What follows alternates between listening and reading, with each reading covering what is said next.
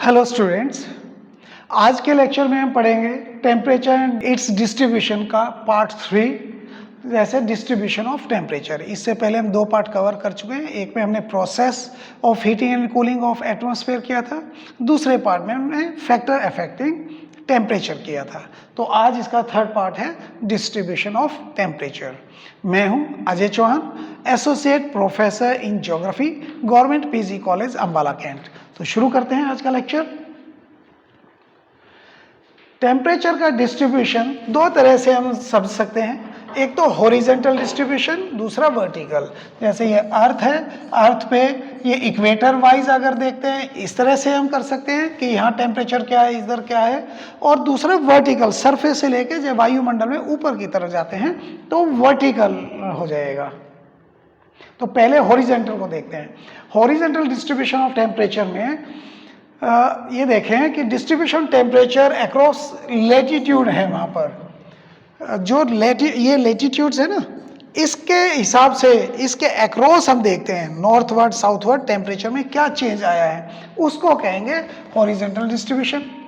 जो मैप के ऊपर हॉरिजॉन्टल डिस्ट्रीब्यूशन को दिखाया जाता है आइसोथर्म्स के द्वारा, यानी कि समताप रेखाओं के द्वारा। आइसोथर्म्स वो लाइन है जो समान तापमान वाले बिंदुओं को मिलाती है। The isotherms line connecting points that have an equal temperature.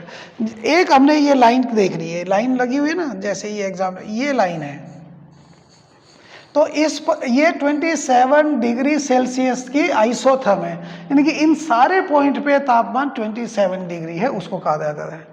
अच्छा, ये स्टैंडर्डाइज कर देते हैं, इसको सी लेवल तक रिड्यूस करते हैं। सपोज करें यहाँ से चलते हुए यहाँ पर कोई एक माउंटेन आ गई, तो माउंटेन पे तो तापमान कम होगा, तो हम उस माउंटेन के इफेक्ट को, उसकी हाइट को, हाइट के इफेक्ट को कम कर देते हैं। जैसे मान लो अगर वो 1 किलोमीटर ऊपर है तो वहाँ पर 6.5 डिग्री तापमान में गिरावट आती है, और हमें तो सी लेवल से मेजर करना है, सी लेवल पे ये समताप रेखाएं खींचनी है। तो अगर कोई 1000 मीटर की ऊंचाई पर है तो जहाँ उसका तापमान है उसमें 6.5 डिग्री को ऐड कर देंगे। वो ऐड होने के बाद वो सी लेवल पर, उसी लेटीट्यूड पर सी लेवल का तापमान आ जाएगा। तो ये सारे सी लेवल पर रिड्यूस करके समताप रेखाओं को खींचा जाता है। अदरवाइज तो हाइट के हिसाब से जो वेरिएशन होगा तो ये तो बहुत ही कॉम्प्लिकेटेड हो जाएगा, तब हम उसका डिस्ट्रीब्यूशन का एक पैटर्न नहीं देख सकते। तो एक डिस्ट्रीब्यूशन का एक पैटर्न को जानने के लिए जरूरी है सारे के सारे ये पॉइंट पर तापमान समुद्र तल पर है। समुद्र तल पर अब कैसे लेंगे, कोई 1000 मीटर ऊंचा है तो वहां समुद्र तल थोड़ी ना है, तो लेंगे कैसे। तो वो जो हाइट के हिसाब से तापमान बढ़ता है नॉर्मल लैप्स रेट का, उतना उसमें ऐड कर देंगे। तो वो ऐड होने के बाद जो तापमान आएगा वो आ गया सी लेवल पे रिड्यूस करके। और ऐसे ही सारे पॉइंट्स को अगर कनेक्ट करते हैं तो उसको समताप रेखाएं या आइसोथर्म्स लाइन कह देंगे। तो अब इन आइसोथर्म्स लाइन का पैटर्न को देखेंगे। इनका एक पैटर्न है खास, गर्मी सर्दियों में पैटर्न चेंज हो जाता है। तो उसी पैटर्न को अध्ययन करके वहाँ के तापमान को समझने की कोशिश करेंगे पूरे वर्ल्ड लेवल पर। जब इन आइसोथर्म मैप को एनालाइज किया जाता है तो हॉरिजॉन्टल डिस्ट्रीब्यूशन का पता चलता है अनइवन है। जिस तरह से सारे पूरे अर्थ के ऊपर एक जैसा तापमान नहीं है तो अनइवन है। ये देखिए कहीं पर तापमान यहाँ बढ़ गया, यहाँ ऊपर से घूम के आ गई है, कहीं नीचे है।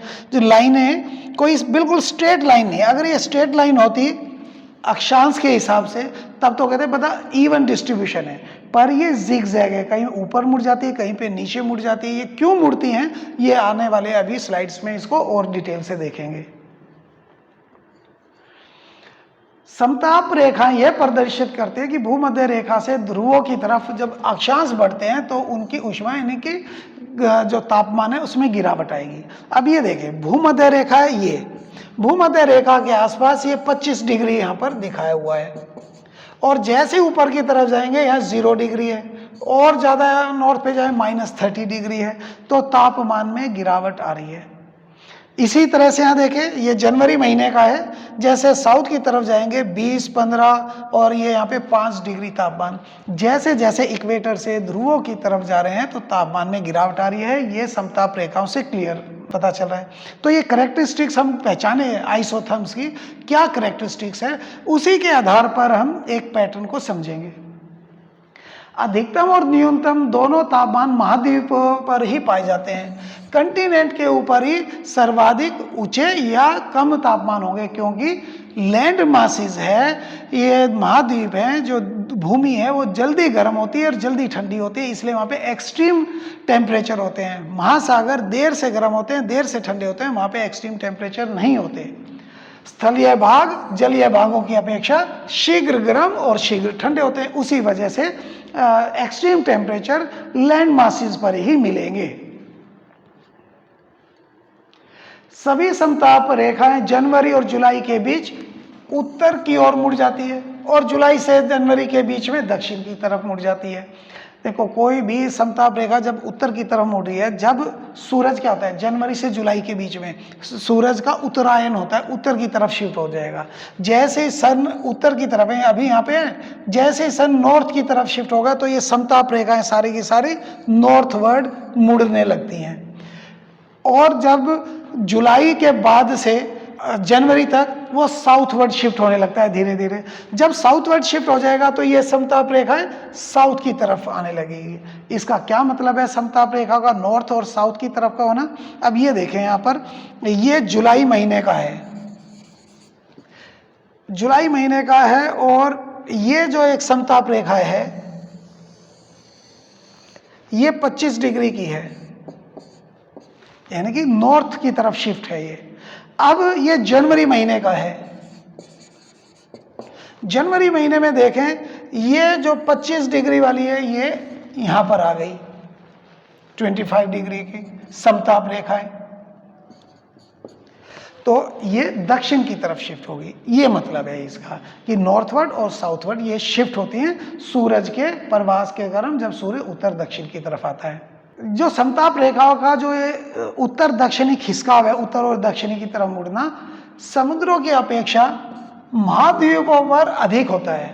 महाद्वीपों पर अधिक इसलिए होगा क्योंकि वहाँ पे एक्सट्रीम टेम्परेचर होते हैं। महाद्वीप बहुत जल्दी ठंडे होंगे, बहुत जल्दी गर्म होंगे, तो जो खिसकाव है वो ज़्यादा महाद्वीपों पर होगा, जबकि समुद्र में सम जलवायु है। महाद्वीपों पर विषम जलवायु थी, एक्सट्रीम क्लाइमेट होता है। जहाँ सम जलवायु है, गर्मियों में बहुत ज़्यादा गर्मी नहीं, सर्दियों में बहुत ज़्यादा सर्दी नहीं, इसलिए वहाँ सम रहेगा, ज़्यादा खिसकाव नहीं होगा, वेरिएशन ज़्यादा नहीं होगा, और लैंड मासिस के ऊपर बहुत ज़्यादा ये फर्क रहेगा।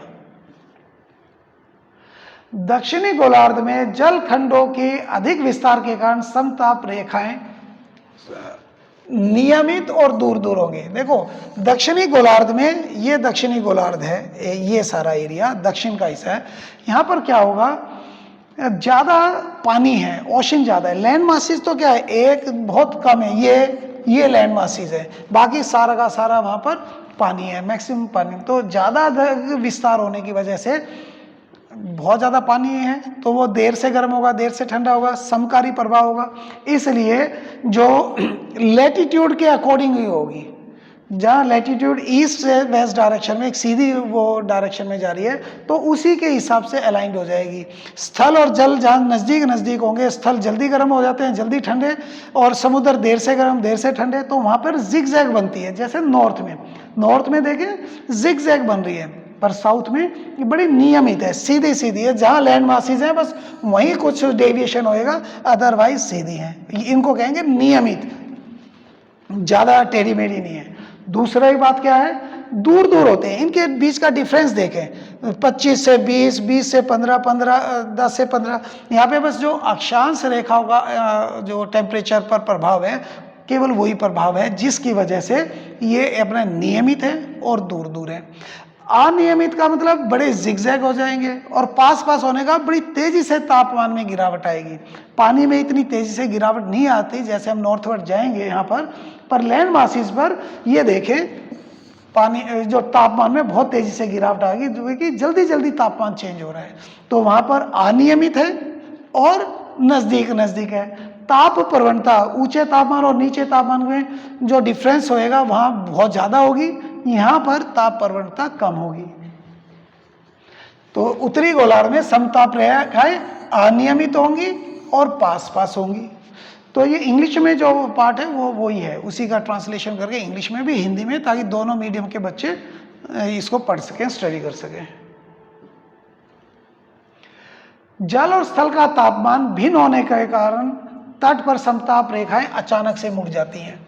देखो, अगर यहाँ पे ओशन पे देखते हैं, इधर यहाँ पर कोई स्थल नहीं है, तो क्या है, ऑलमोस्ट स्ट्रेट है अक्षांश रेखा के साथ साथ। अगर केवल लैंड ही लैंड होती, हो सकता है वहां पर भी बिल्कुल स्ट्रेट होती, पर नॉर्थ में क्या है, लैंड मासेस, भूमि काफी ज्यादा है, तो जैसे लैंड मासेस से समताप रेखा समुद्र पे आती है तो वहां एक इनमें मोड़ आ जाता है, समुद्र से फिर ये लैंड मासेस में जाती है तो वहां मोड़ आ जाता है। तो लैंड मासेस की अधिकता की वजह से वहां काफी मोड़ आते हैं, अनियमित बनती है, तो वहां पे समताप रेखाएं एकदम से मुड़ जाती है, क्योंकि लैंड और वाटर, भूमि और जो सी ओशन है, अलग अलग मात्रा में गर्म या ठंडे होते हैं। भूमि बहुत जल्दी गर्म हो जाती है, बहुत जल्दी ठंडी, ओशन देर से गर्म देर से ठंडे, तो दोनों में ये सडनली डिफरेंस आता है टेम्परेचर में, इसलिए सीधी ना होके मुड़ जाती है, कभी नॉर्थवर्ड तो कभी साउथवर्ड। वो क्यों मुड़ती है वो आगे हम देखेंगे।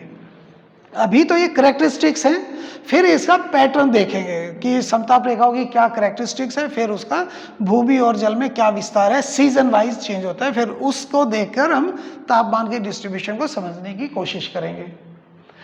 नजदीक नजदीक समताप रेखाएं होंगी तो ताप प्रवणता अधिक होगी। देखो, यहाँ नजदीक नजदीक है, दूर दूर है। ताप प्रवणता का मतलब हाई और लो के बीच में कितनी स्पेस में चेंज हो रहा है। अगर बहुत तेजी से चेंज हो रहा है तो ताप प्रवणता ज्यादा है, अगर मंद गति से चेंज हो रहा है तो ताप प्रवणता कम है। जैसे एक स्लोप के लिए हमारे घर के सामने हम रैंप बना देते हैं ताकि गाड़ी चढ़ जाए, ऊपर स्कूटर चढ़ जाए, तो अगर ज़्यादा ढाल है और बीच का डिस्टेंस कम है तो वह ग्रेडियंट ज़्यादा हो गया, बहुत ज़्यादा ढाल होगी।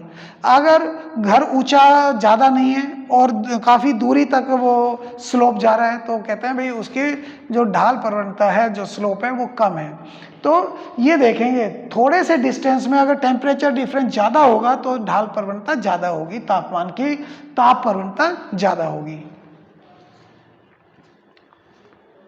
समताप रेखाएं समुद्री धाराओं की उपस्थिति भी बताती है कि पिछली क्लास में हमने किया था कि ये अटलांटिक ओशन है, अटलांटिक ओशन से यहाँ एक नॉर्थ अटलांटिक ड्रिफ्ट जाती है जो वहाँ आगे तक का तापमान को बहुत ज़्यादा कम नहीं होने देती, और नॉर्वे के तट के ऊपर बंदरगाह पूरा साल खुली रहते हैं, सी पोर्ट्स पूरे साल खुले रहते हैं कि तापमान में गिरावट नहीं आने देती। अब ये देखें, जो ये जा रही है, जहाँ जहाँ ये जा रही है, आप ये देख रहे हैं, ये ऊपर की तरफ उसके अकॉर्डिंग शिफ्ट हो रही है, ये वाली है, ये उसके अकॉर्डिंग ये शिफ्ट होने लग रही है उत्तर की तरफ, यानी कि एक ऐसा पैटर्न है जो ओशन करंट्स को दिखा देती है। दूसरी तरफ यहाँ ठंडी जलधारा आ रही है तो यहाँ देखो एक ठंड को बढ़ा रही है, इधर ज़्यादा ठंड बढ़ रही है, ये सारा। तो इस पैटर्न से हम ओशन करंट्स को भी देख सकते हैं, ओशन करंट्स का तापमान में क्या प्रभाव पड़ रहा है। गर्म धारा समताप रेखाओं को ध्रुवों की तरफ तथा ठंडी जलधारा उन्हें भूमध्य की तरफ मोड़ देती है। जिस इलाके से गर्म जलधारा जा रही है, ये गर्म जलधारा जा रही है इधर, ये देखें, तो समताप रेखा कहाँ मुड़ रही है, गर्म धारा समताप रेखा को ध्रुव की तरफ, ये ध्रुव है, पोल्स है ये, और ये है इक्वेटर 0 डिग्री।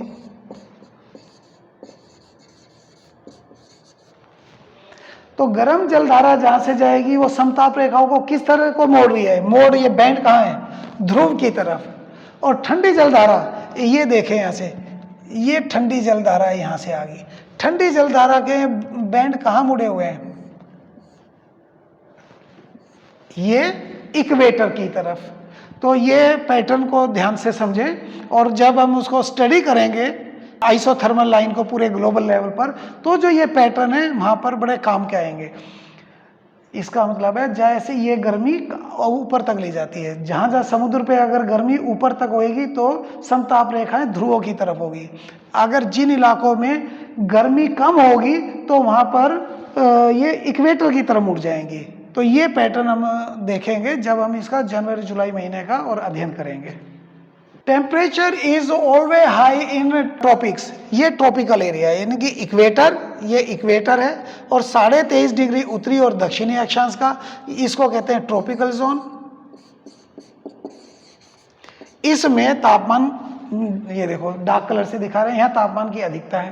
तो यहाँ पर हाई वैल्यू की समताप रेखाएं हैं, 25, ये 30 का है, ये 30 का है ना।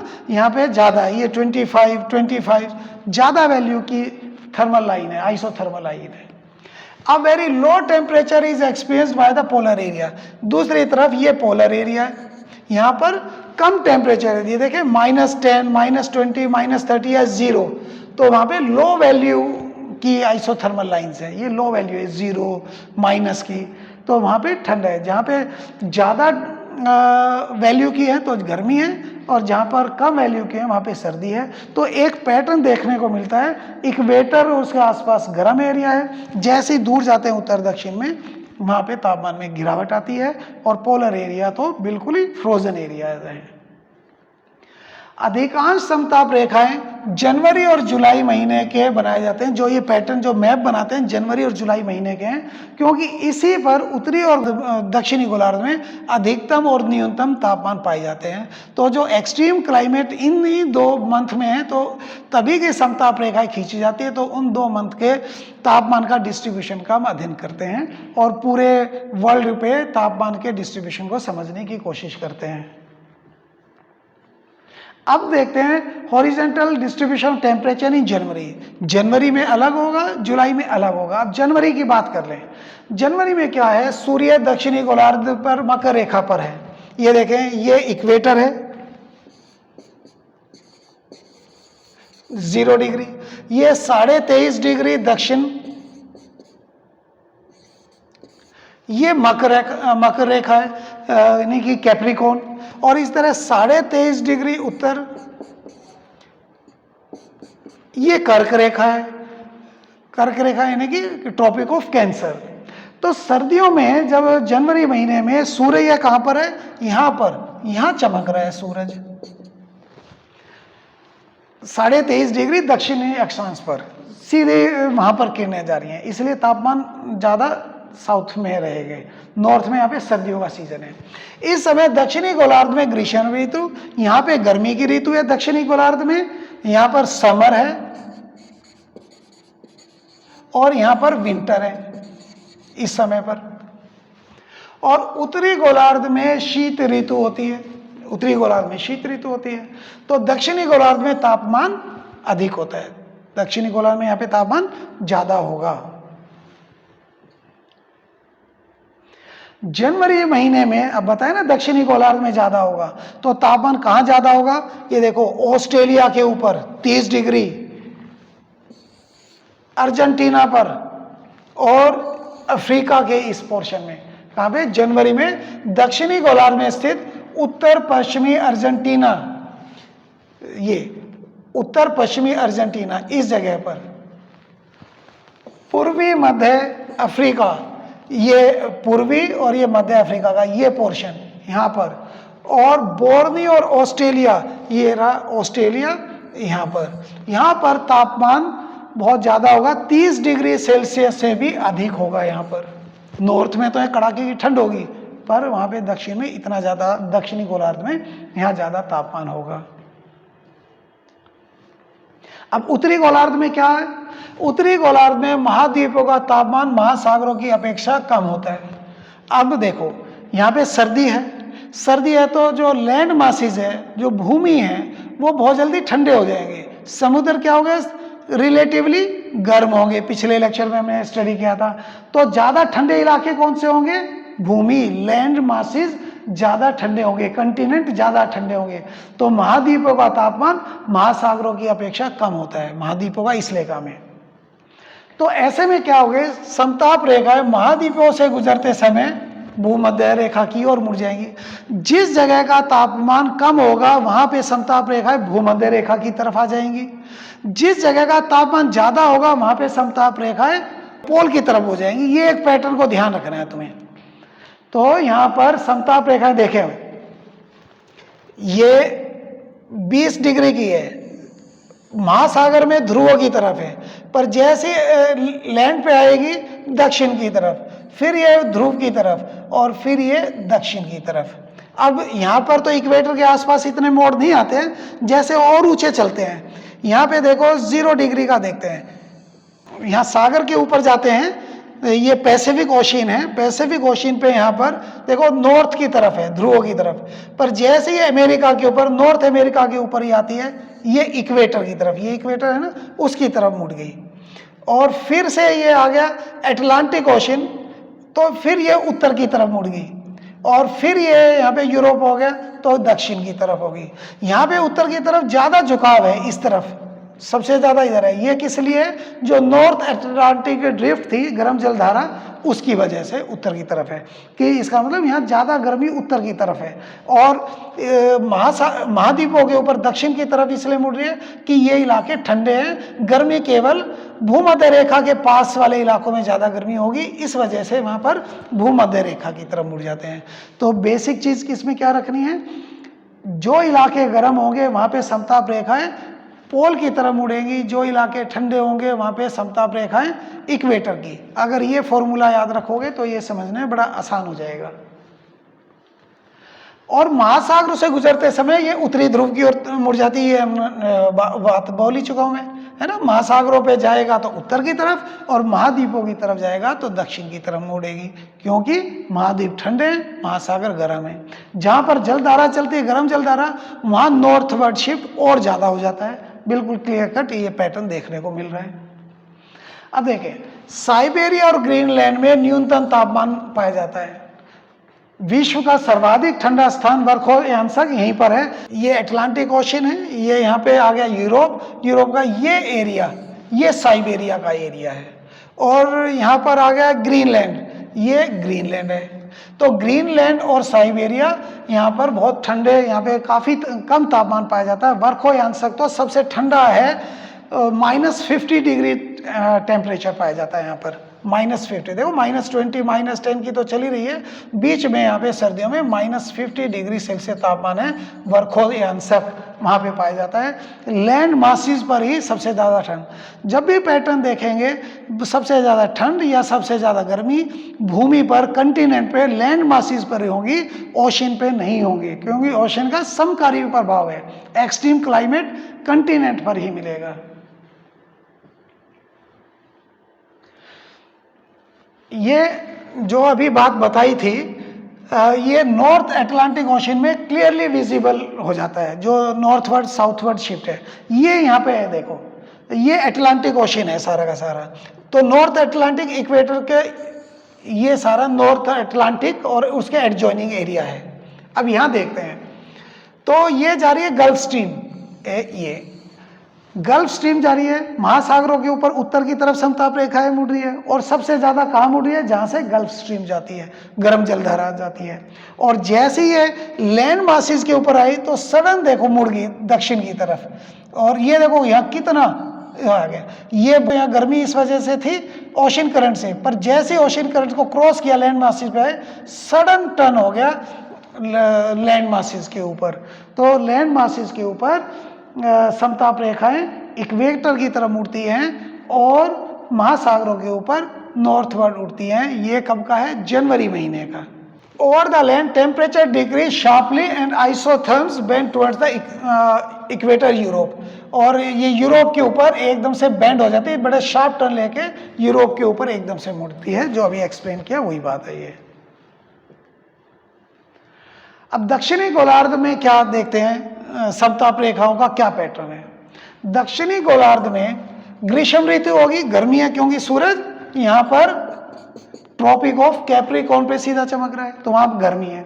गर्मी होने के कारण ज्यादा गर्मी कहाँ मिलेगी? ज्यादा गर्मी मिलेगी लैंड मासिस के ऊपर, क्योंकि वहां जल्दी लैंड मासिस जल्दी गर्म हो जाएंगे, जल्दी ठंडे हो जाएंगे। ओशियन देर से गर्म होंगे, देर से ठंडे। तो अगर ओशियन और लैंड मासिस को अगर कंपेयर करते हैं तो ज्यादा गर्म इलाके लैंड मासिस होंगे, तभी ऑस्ट्रेलिया और ये अर्जेंटीना और अफ्रीका, यहाँ पर ज्यादा गर्म इलाके हैं, ये समुद्र पे नहीं है।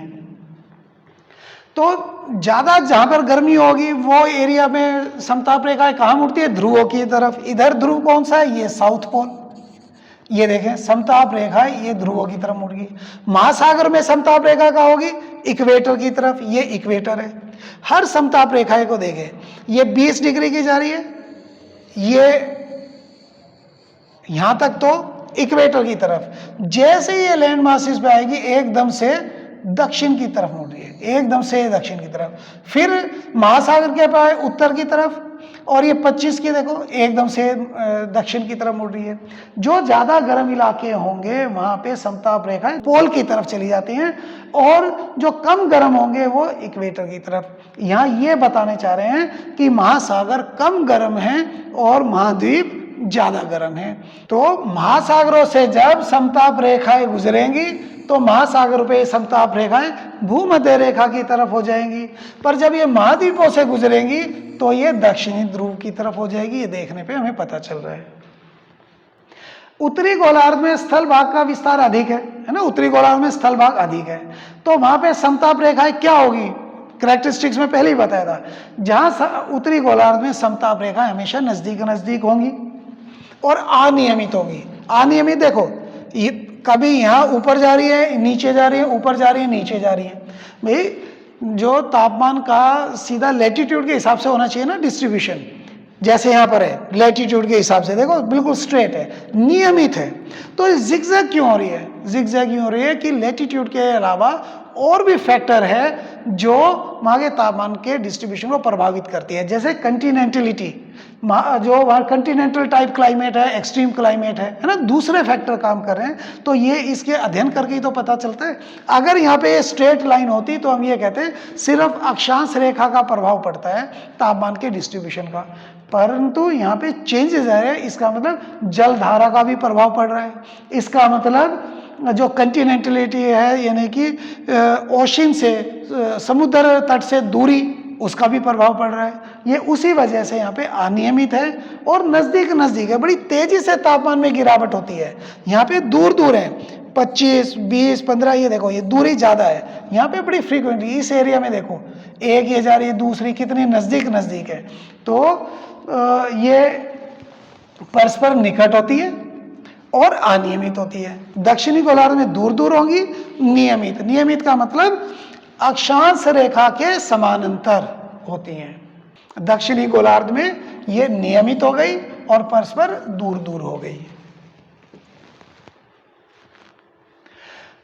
अब जुलाई महीने में क्या होता है? ये तो था जनवरी महीने का। अब हॉरिजॉन्टल डिस्ट्रीब्यूशन जुलाई महीने में, क्योंकि एक महीने का करके हम पूरे साल का नहीं देख सकते। सूरज शिफ्ट होता है ना, वर्चुअल शिफ्टिंग होती है नॉर्थ और साउथ में, तो हम 2 मंथ का करके तब समझने की कोशिश करते हैं। तो अब जुलाई महीने में देखते हैं क्या होगा। जुलाई महीने में अब ये आगे कर्क रेखा पे सूरज अब यहाँ पे शिफ्ट हो गया। अब जुलाई में सूर्य उत्तरी गोलार्ध में कर्क रेखा 23.5 डिग्री उत्तरी अक्षांश पर लगभग सीधा चमकता है। तो इसकी वजह से गर्मी कहाँ होगी? उत्तरी गोलार्ध में। तो उत्तरी गोलार्ध में ग्रीष्म ऋतु होगी और दक्षिणी गोलार्ध में क्या हो जाएगी? सर्दी की ऋतु। अब यहाँ पे सर्दी है दक्षिणी गोलार्ध में। उत्तरी गोलार्ध में जो अधिकतम तापमान 30 डिग्री से ऊपर, 30 डिग्री से ऊपर अधिकतम तापमान कहाँ पाए जाते हैं? 10 से 40 डिग्री अक्षांश। जैसे ये 0 डिग्री है, यहाँ 10 डिग्री है लगभग, या 40। तो इस इलाके के अंदर सबसे ज्यादा ऊंचे तापमान है, जो रेड कलर से दिखा रखे हैं ये उसी इलाके के अंदर पड़ रहे हैं। तो सबसे ज्यादा तापमान वाले इलाके ये आ जाते हैं 10 से 40 डिग्री अक्षांश के बीच में, उत्तरी अक्षांश के बीच में। तापमान कितना रहता है? 30 डिग्री और उससे भी ऊपर। हमारे जो नॉर्थ पार्ट में इंडिया में कितना यहाँ पे 30 डिग्री से तो बहुत ऊपर रहता है, 45 डिग्री के आसपास आ जाता है।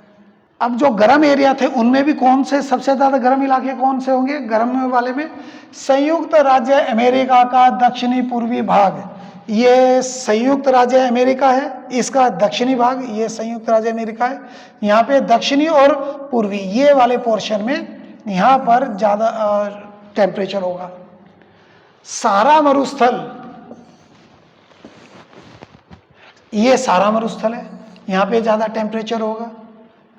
दक्षिणी पश्चिमी एशिया, ये दक्षिणी पश्चिमी एशिया जिसमें इंडिया, चाइना ये सारा एरिया शामिल है। चीन का विस्तृत क्षेत्र, ये चाइना का क्षेत्र, यहाँ पर काफ़ी गर्मी हो जाती है।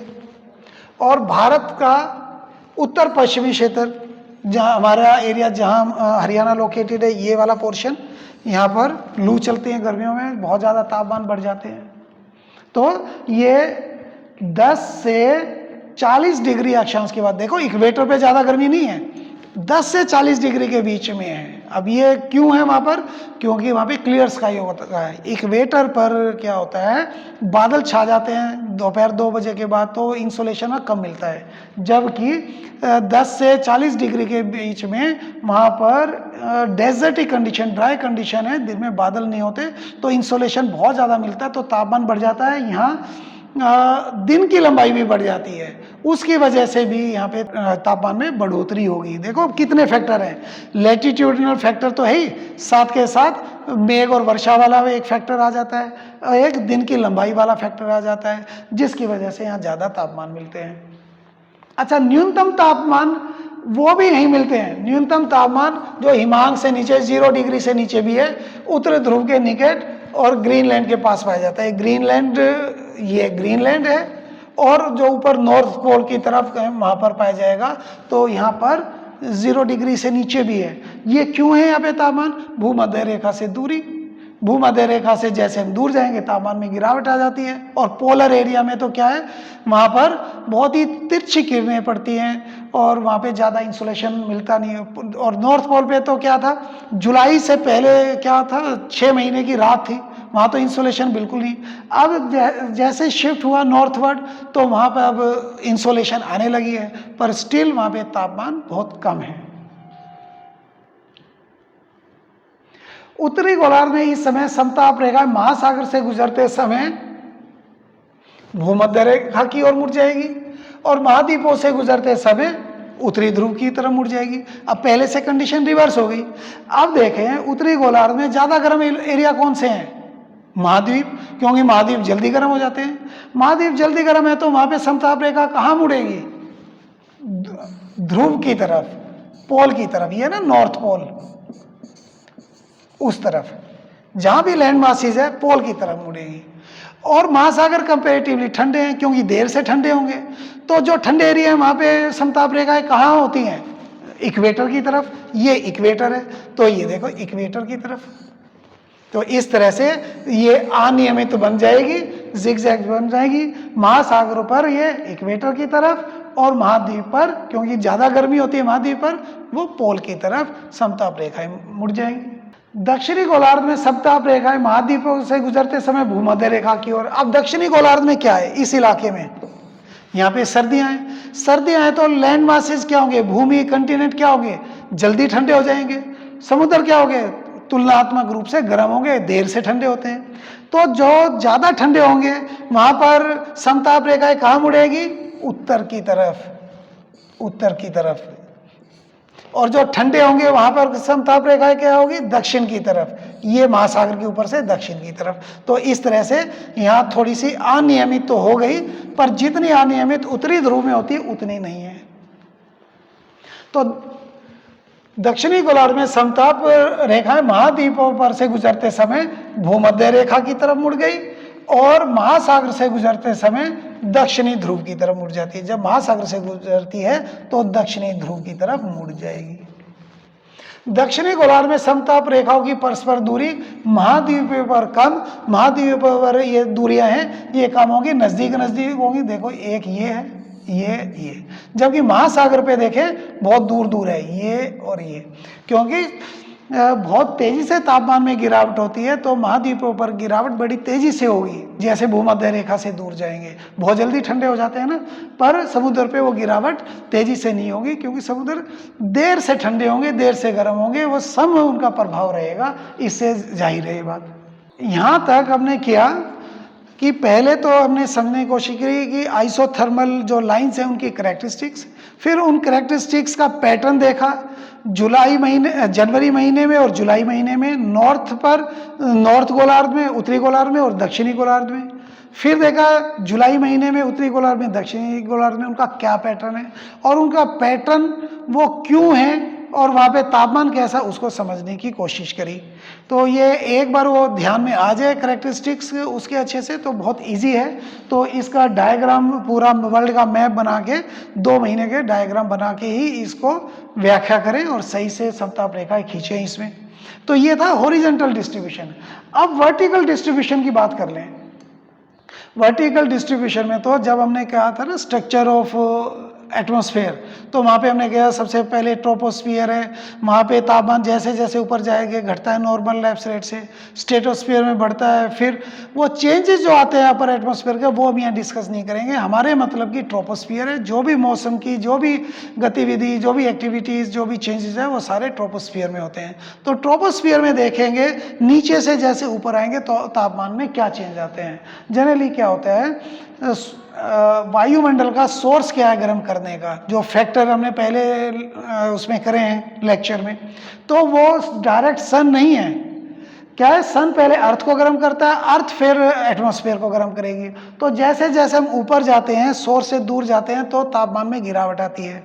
दूसरी वजह है कि एटमॉस्फेयर में कौन सी चीज़ है जो तापमान को बढ़ाती है, कौन तापमान को ग्रहण करती है, वो carbon dioxide, methane, water vapour है जो सरफेस पे नीचे लेवल पे ज़्यादा है और ऊपर कम है। तो गर्मी को पकड़ने वाले जो मॉलिक्यूल्स हैं वो भी ऊपर कम है। तो इस वजह से जैसे जैसे हम जमीन से ऊपर की तरफ जाते हैं, समुद्र तल से ऊपर जाते हैं तो तापमान में गिरावट आती है। ये एल्टीट्यूड वाले फैक्टर में हमने डिटेल से किया भी था। और वो तापमान में गिरावट कितनी आती है, वो 6.5 डिग्री है 1 किलोमीटर पर, यानी कि 1 डिग्री गिरावट आती है 165 मीटर की ऊंचाई पर। और अगर 1 किलोमीटर की ऊंचाई पर आ जाती है 6.5 डिग्री सेल्सियस 1 किलोमीटर की ऊंचाई पर। इसको कहते हैं नॉर्मल लैप्स रेट। ठीक है, 6.5 डिग्री सेल्सियस किलोमीटर की ऊंचाई पर ये फर्क आते हैं। ये फर्क ऐसा नहीं है नॉर्मल लैप्स रेट हमेशा ही है, इसमें चेंज आते हैं, बहुत सारे फैक्टर पे डिपेंड करता है। आप किस जगह पे है, कौन से सीजन में है, और वहाँ पे मॉइस्चर है या नहीं है, वो कई चीज़ों पे फर्क पड़ता है। पर औसतन हम कहते हैं नॉर्मल लैप्स रेट से इस दर से तापमान में गिरावट आती है। तो हॉरिजॉन्टल में अगर देखें तो मेन जो इसके जोन देखें, टेम्परेचर जोन, हॉरिजॉन्टल में जो बहुत ज़्यादा गर्म इलाके हैं इक्वेटर से 23.5 डिग्री उत्तर और 23.5 डिग्री दक्षिण, इसको कहते हैं ट्रॉपिकल जोन। और 23.5 से 66.5 डिग्री उत्तर और 66.5 डिग्री दक्षिण तक, इसको कहते हैं टेम्परेट जोन। और 66.5 से नॉर्थ पोल तक ये पोलर जोन, ये बहुत ठंडे हैं, ये बहुत ज़्यादा गर्म है, ये एक वार्म है। यहाँ पे गर्मी सर्दी दोनों की ऋतु पड़ती है, तो इसको भी ध्यान में रखना। अब इससे रिलेटेड कुछ MCQ हैं, देखते हैं। जैसे sun is darkly overhead at the noon on the 21 June. 21 जून में कहाँ पर सिर के ऊपर होगा, 23.5 डिग्री साउथ में या नॉर्थ में, या 66.5 डिग्री या इक्वेटर पर। जो वर्चुअल शिफ्टिंग है वो कब कब होती है ये ध्यान में रखना है। इसको 2 पेरेंट्स को कनेक्ट करना है कि इंसोलेशन, यहाँ पर क्या है, इनकमिंग सोलर रेडिएशन, जैसे ये है। आइसोथर्म लाइन क्या होती है, अभी जिसको हम पूरा डिटेल से क्या है। एल्बिडो क्या है, एनुअल रेंज ऑफ टेम्परेचर क्या है, यानी कि गर्मी और सर्दी के जो अंतर आएगा टेम्परेचर रेंज, उसको एनुअल रेंज कहते हैं, वो क्या है। तो ये इनकी सही डेफिनेशन पे मार्क करना है इसमें। लॉन्ग क्वेश्चंस के अंदर एक तो ये आ सकता है, जनवरी महीने के अंदर पूरे ग्लोब के ऊपर टेम्परेचर का डिस्ट्रीब्यूशन दिखाना है। Compare the globe distribution temperature, पूरा ग्लोब डिस्ट्रीब्यूशन टेम्परेचर दिखाना है जनवरी महीने में, कि नॉर्दर्न हेमिस्फीयर और सदर्न हेमिस्फीयर में क्या है। जनवरी महीने में सूर्य कहाँ चमकता है, कैप्रिकॉर्न पर, दक्षिण में। तो दक्षिण में तो होगी गर्मी, उत्तर में होगी सर्दी। तो सर्दी है तो बहुत ज़्यादा ठंड वाले इलाके ग्रीनलैंड और साइबेरिया, और जो समताप रेखाएं हैं वो ध्रुवों, जो सागर में ध्रुवों की तरफ होती है महासागर में, और लैंड पर इक्वेटर की तरफ होगी। जबकि दक्षिणी गोलार्ध में लैंड मासेस बहुत ज़्यादा गर्म होंगे और महासागर ठंडे होंगे। जो ठंडे होंगे वहाँ पर समताप रेखाएं इक्वेटर की तरफ, और जो गर्म एरिया होंगे लैंड मासेस वहाँ पर ध्रुवों की तरफ। ये पैटर्न बताते हुए उसको डिस्क्राइब करना है।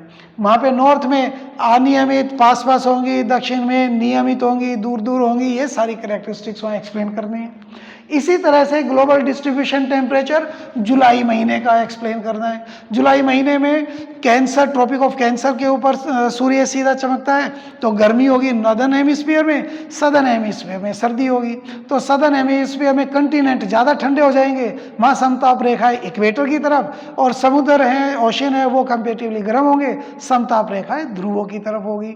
और उत्तरी गोलार्ध में कंटिनेंट बहुत ज़्यादा गर्म हो जाते हैं, तो समताप रेखा वहाँ ध्रुवों की तरफ, और महासागर में समताप रेखा इक्वेटर की तरफ हो जाएंगी। ग्रीनलैंड और नॉर्थ पोल पे वहाँ पर भी माइनस में टेम्परेचर होगा। तो ये सारी चीज़ एक्सप्लेन कर सकते हैं with suitable maps and diagram. अब यहाँ पर आ गया describe the world distribution of temperature with suitable diagram and map. अब यहाँ पे जनवरी और जुलाई दोनों महीने का देना है, वहाँ पे सिर्फ एक महीने का देना था, अब यहाँ पे आ जाएगा तो दोनों महीने का देना पड़ेगा।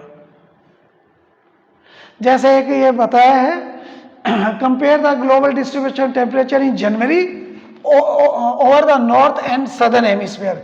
जनवरी में कैसा होगा नॉर्थ और सदर्न हेमिस्फीयर में, कुछ एक इंपॉर्टेंट पॉइंट्स है, ये इसको आराम से पढ़ना इसको, और इस तरह से अटेम्प्ट करना है। मेन पॉइंट्स हैं, और उसका डायग्राम वगैरह बना के बड़ा अच्छे से उसको एक्सप्लेन करना है चीज़ों को।